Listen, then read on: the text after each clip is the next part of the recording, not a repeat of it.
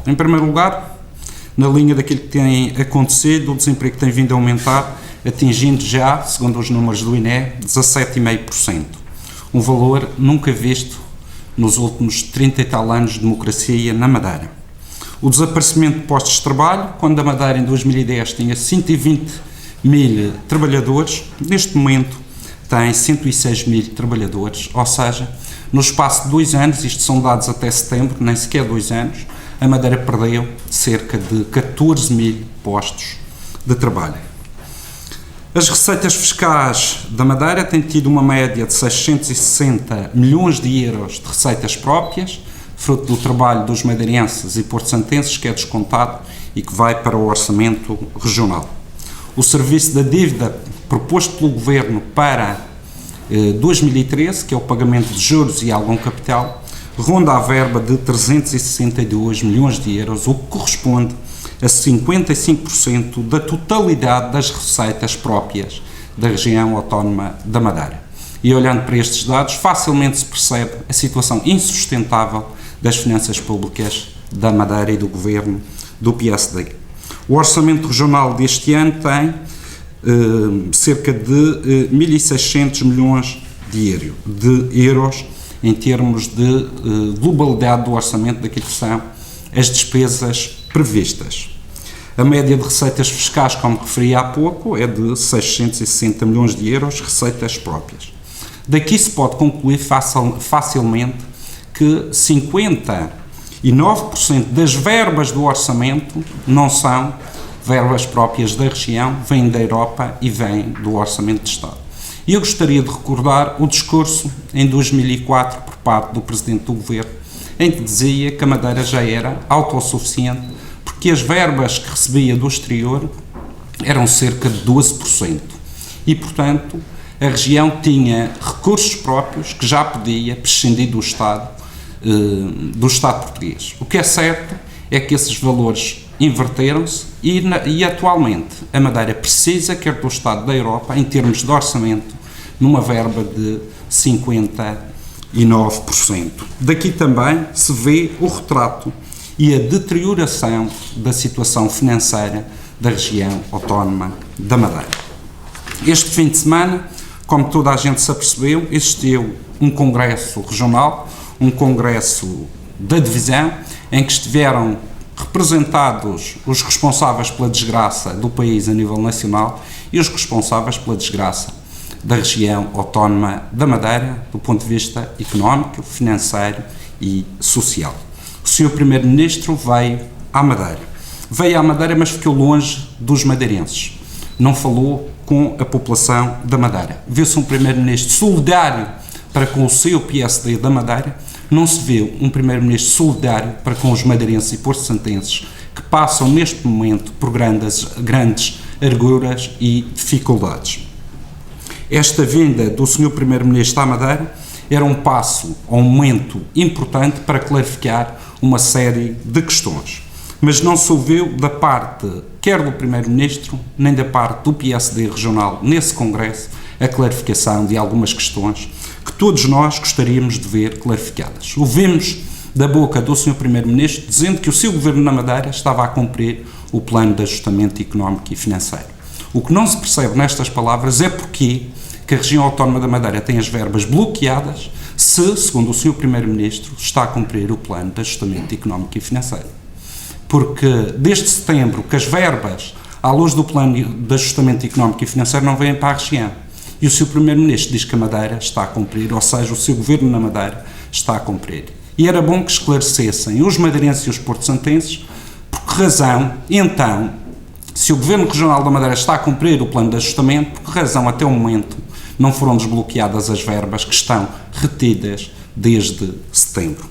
Por outro lado, gostaríamos de saber, e não ficamos a conhecer, as razões que levam a que a região autónoma da Madeira não esteja a receber 400 milhões que já estão em atraso da Lei de Meios.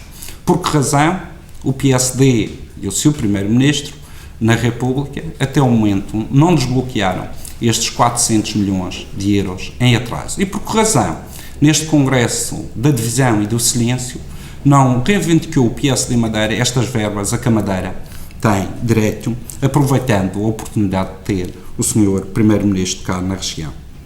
Por outro lado, a semana passada soubemos que o Governo da República já está a apoiar as populações do Algarve que foram vítimas de um tornado, como já tinha apoiado antes deste tornado, as vítimas do Algarve em matéria de incêndios. E gostávamos de saber também por que razão tivemos incêndios em julho na Madeira e até o momento o Governo da República ainda não apoiou os madeirenses. E no início deste mês, de novembro, tivemos uma tempestade que causou graves prejuízos financeiros no Concelho do Portonês, de São Vicente, de Santana, Machico e Porto Santo. E por que razão, até o momento, o Governo da República não se mostrou solidário nem em palavras, nem em atos, porque para a Madeira ainda não veio dinheiro para resolver estes problemas. E também não vimos da parte do PSD nenhuma intervenção no sentido de reivindicar para a Madeira aquilo que tem direito em matéria destes recursos financeiros que o Governo da República não está a cumprir. Mas gostaríamos, acima de tudo, neste Congresso, que o Sr. Primeiro-Ministro clarificasse junto dos madeirenses e o PSD clarificasse também junto dos madeirenses uma alteração ao plano de ajustamento económico e financeiro.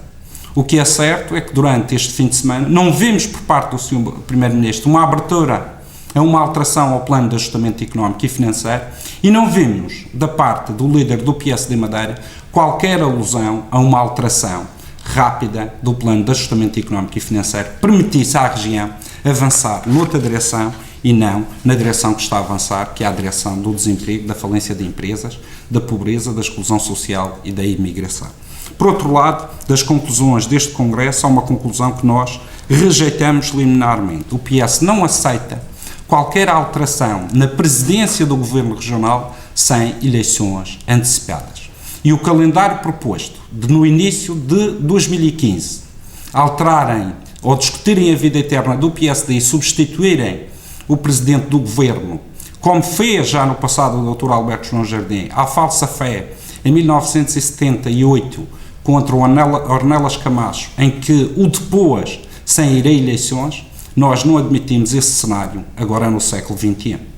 O PSD, se quer alterar a presidência do Governo, tem que existir eleições antecipadas em termos regionais. Nós não aceitamos esta fuga à democracia, porque a palavra de qualquer alteração é dos madeirenses e porto-santenses. E quem quer mudar o presidente do Governo tem que devolver a palavra aos madeirenses e porto-santenses. E por último, nós não aceitamos esta lógica de demagogia que temos assistido. Julgo que a demagogia tem limites e o que se tem assistido na Madeira, em matéria de demagogia, já vai para além daquilo que se pode admitir. E este caso concreto é o caso de um ex-deputado da Assembleia da República, José Manuel Rodrigues, e do próprio CDS, que se tem vindo a afirmar contra este plano de ajustamento económico e financeiro. E tem vindo a afirmar-se contra o plano a partir do mês de maio do corrente ano. O Partido Socialista, desde janeiro, disse que este plano liquidava a economia da Madeira e provocava um ataque cardíaco à nossa economia e que era necessário um plano económico e social para pôr o motor económico da região a funcionar. E o que é certo é que este CDS de José Manuel Rodrigues tem vindo a pedir agora uma revisão do plano de ajustamento e a dizer que estão contra este plano de ajustamento. Mas eu queria lembrar aos madeirenses e porto-santenses que no passado mês de abril foi aprovado um orçamento retificativo na Assembleia da República, em que nesse orçamento foi acomodada o plano de ajustamento económico e financeiro para a Madeira em termos de contas. E teve o voto favorável do Sr. Deputado José Manuel Rodrigues. E, portanto, quem em abril viabilizou o plano de ajustamento económico e financeiro não pode agora dizer que está contra. Porque o que nós vemos e sabemos é que o PSD está amarrado ao plano de ajustamento económico e financeiro, amarrou-se no dia 27 de janeiro. Mas, em abril, o Sr. José Manuel Rodrigues, líder do CDS, também se amarrou a este plano de ajustamento económico e financeiro para a Madeira. E, portanto, há aqui duas coautoras do plano de ajustamento. É o PSD e o CDS. A eles estão amarrados. O Partido Socialista não está amarrado a este plano que está a causar tantas dificuldades à Madeira e ao Porto Santo e que não é solução para o futuro.